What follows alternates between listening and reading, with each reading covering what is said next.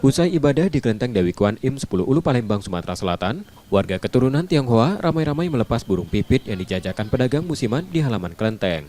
Tradisi turun-temurun ini menjadi salah satu momen paling dinantikan saat perayaan Imlek sebagai simbol harapan akan tahun baru yang lebih baik, keselamatan, dan keberkahan. Tak hanya orang dewasa, anak-anak pun terlihat antusias dan ceria saat ikut serta melepaskan burung pipit ke udara. Suasana haru dan sukacita pun terasa menyelimuti area kelenteng.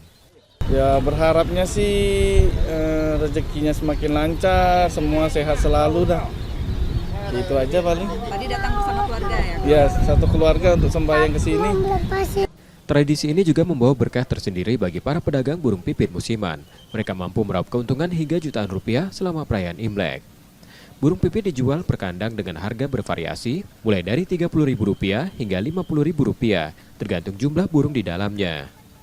Kalau untuk saya pribadi itu tadi 2.500. 2.500 ya? Ya, kalau belinya per ekor kami jualnya tuh per kandang ini ada yang 30.000, ada yang 60.000, ada yang 25. Ini isinya berapa nih kalau? Isi 10, 30, ada yang 25. Di tahun ular kayu ini, warga yang datang ke kelenteng tak hanya melepas burung pipit, tetapi juga berdoa untuk kesejahteraan hidup dan kemakmuran. Tradisi ini tak hanya menjadi bagian dari ritual keagamaan, tetapi juga mempererat kebersamaan dan harapan akan masa depan yang lebih baik. Reski Oktora, Muklas Differential, Kompas TV, Palembang, Sumatera Selatan.